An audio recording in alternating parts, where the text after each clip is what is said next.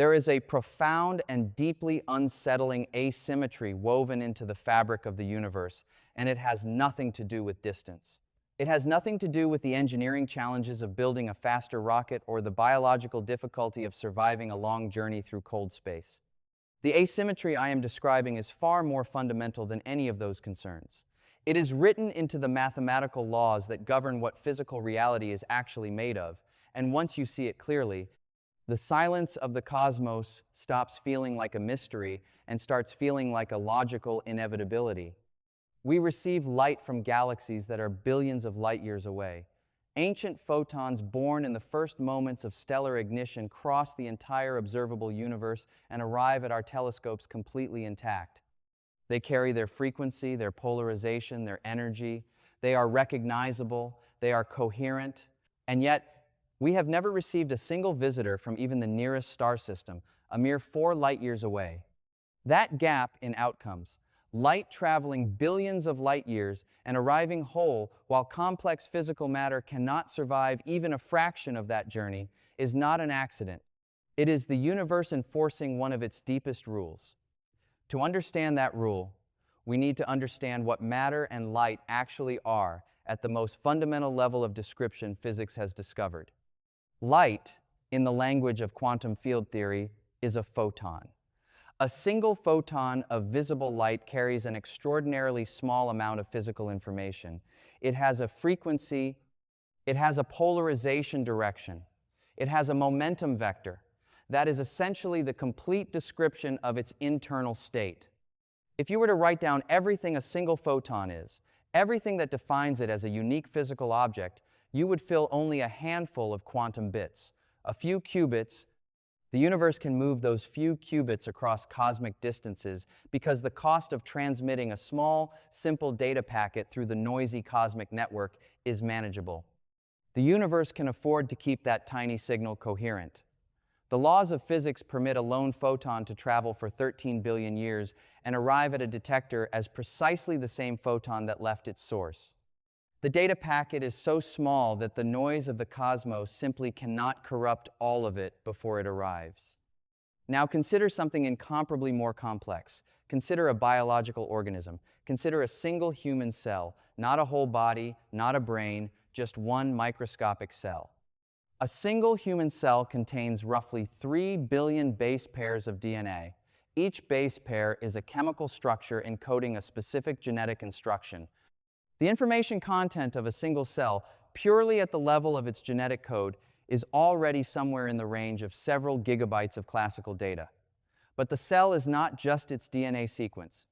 Every protein folded into its precise 3-dimensional configuration carries additional structural information. Every ion concentration across every membrane, every quantum state of every electron in every molecular bond, every thermal fluctuation propagating through the cytoplasm, all of this contributes to the total informational description of that cell as a physical object in space. The physicist Jacob Bekenstein derived one of the most important results in theoretical physics when he placed an absolute upper bound on how much information can be physically stored in a region of space with a given energy and size. This limit, which we now call the Bekenstein bound, tells us that the maximum information content of any physical system scales with the surface area of a sphere surrounding it, measured in units of Planck length squared.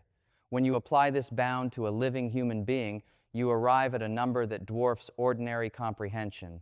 A human body contains approximately 7 times 10 to the 27th atoms. The quantum state of each atom, including its electronic configuration, its nuclear spin state, its vibrational modes, its entanglement relationships with neighboring atoms, represents an immense collection of quantum information.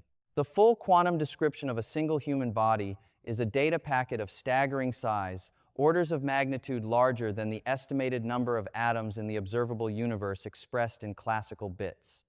This is not a poetic exaggeration. This is what the mathematics of quantum mechanics tells us when we are honest about what physical matter is. Matter is not simply mass. Matter is structured quantum information. A rock is structured quantum information. A bacterium is structured quantum information.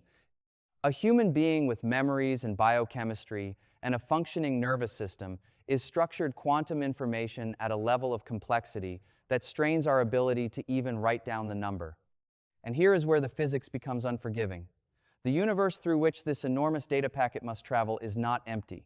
It is not a quiet, frictionless vacuum. It is saturated with radiation.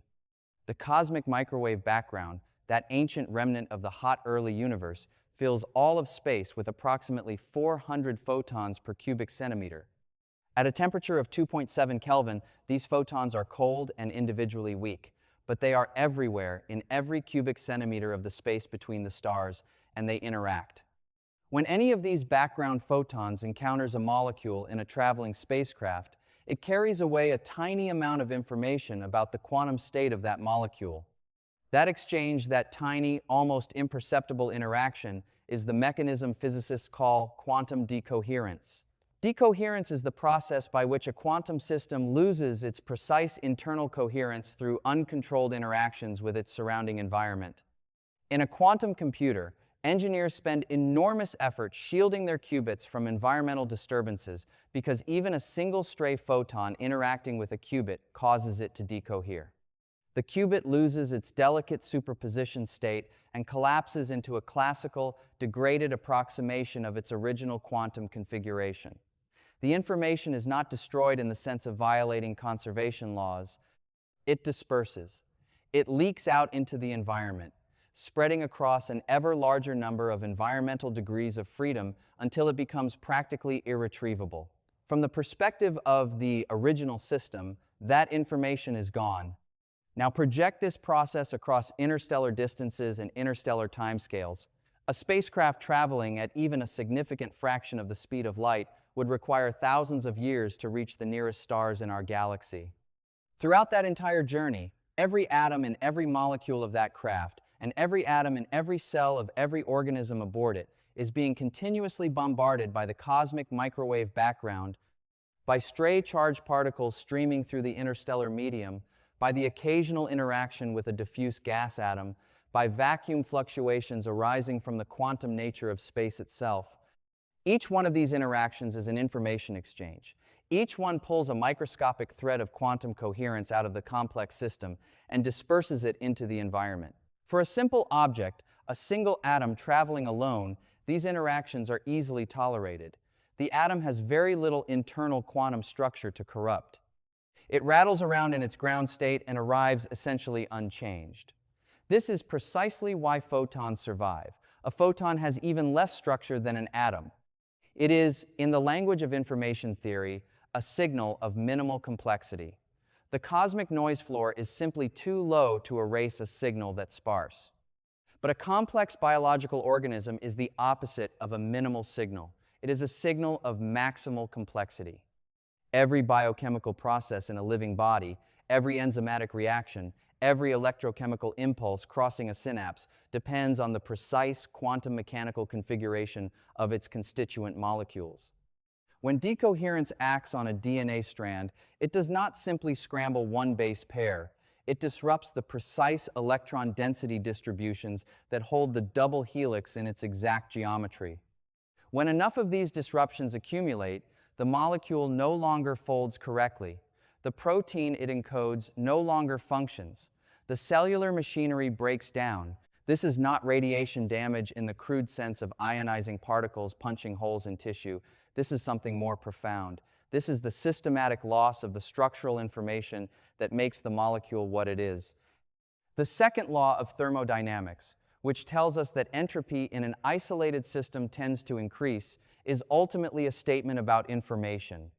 A low entropy state is a highly ordered, highly specific arrangement of matter, a state that corresponds to a very small fraction of all the possible configurations that system could occupy. A high entropy state is a disordered, generic arrangement, one that corresponds to an enormous number of possible configurations. Life is an extraordinarily low entropy configuration of matter. It requires precise molecular arrangements maintained against the constant thermodynamic pressure toward disorder. Maintaining that precise arrangement requires a continuous input of organized energy and a continuous expulsion of waste heat. Life is not a stable equilibrium state.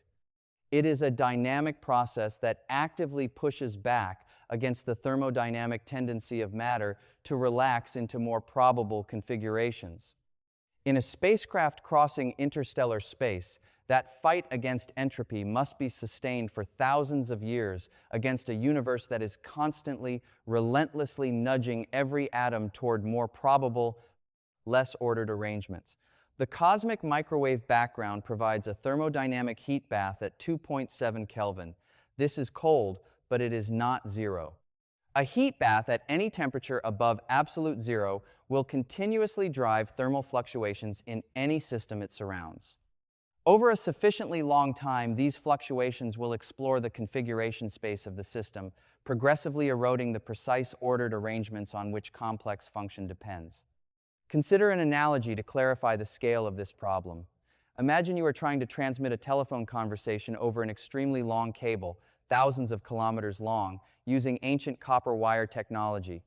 A simple, repetitive tone, a single, pure frequency, might survive the journey recognizably. The noise on the line is a minor disturbance to such a simple signal. But now try to transmit a symphony orchestra through that same noisy cable. The noise does not scale with the signal, it adds to it. By the time your signal arrives at the other end, the delicate timing relationships between the instruments, the precise amplitude ratios, the subtle harmonic textures have all been degraded by the noise floor of the wire. What arrives is not a symphony, it is static with a vague rhythmic structure. The more complex the original signal, the more catastrophically the noise destroys it. A photon traveling across the cosmos is that single, pure tone. A biological starship is the full symphony orchestra. The cosmic noise is the noisy cable. The mathematics is not subtle about what happens. The Bekenstein bound gives us a way to quantify this precisely. The bound tells us the maximum information density that physics permits in a given region. It also, by implication, tells us how vulnerable a system is to environmental corruption. A system operating near the Bekenstein bound, packing the maximum amount of information into its available volume, is a system with essentially no redundancy, no error correction capacity. Every bit matters. Every quantum state is load-bearing. Biological systems are not quite at the Bekenstein bound, but they are extraordinarily information-dense compared to the environmental noise they must survive over interstellar timescales. There is a concept in quantum error correction called the threshold theorem. It states that quantum information can be preserved indefinitely against decoherence, provided the error rate per gate operation falls below a certain threshold and provided you are actively implementing error correction protocols. Life on Earth is a form of quantum error correction. Our cells have DNA repair mechanisms, protein quality control systems, immune responses, all of them functioning to correct the constant stream of quantum errors that thermodynamic noise imposes on our molecular structures. These mechanisms work beautifully on Earth, powered by the metabolic energy that life continuously harvests from its environment. But in deep space, cut off from the sunlight that drives photosynthesis, in an environment where the thermodynamic noise of the cosmic microwave background is inescapable and omnipresent, where every repair mechanism is itself subject to the same decoherence it is trying to fight, the error rate climbs. The error correction falls behind. The information degrades faster than it can be repaired. And once you fall below the threshold of error correction, the degradation accelerates. The loss of one molecular machine impairs the function of others. Cascading failures propagate through the biological system. The symphony collapses into noise. This is why the universe permits light to cross it freely while refusing the passage of complex organized matter. It is not cruelty, it is not design. It is the simple arithmetic consequence of the relationship between information complexity, environmental noise, and the timescales of interstellar distances. The universe has no mechanism to carry a message as vast and intricate as a living mind across the void without that message dissolving into its component atoms, scattered by the thermodynamic pressures of deep space. We are not isolated because no one is out there. We may be isolated because the laws of physics make the transmission of complex biological information across interstellar distances effectively impossible. The cosmos is generous with its simplest signals. It lets photons from the dawn of time reach our eyes, but it guards its immense distances with a physical law that is absolute in its mathematical precision. The more information a system carries, the more the universe works to disperse that information back into the background noise from which all local structures momentarily arise. The stars are not unreachable because they are far. The stars are unreachable because crossing the distance between them requires a complex, organized data structure to survive in an environment that the physics of information theory has determined is fundamentally hostile to complex, organized data structures. The universe speaks to us in photons because photons are the minimal vocabulary of physics.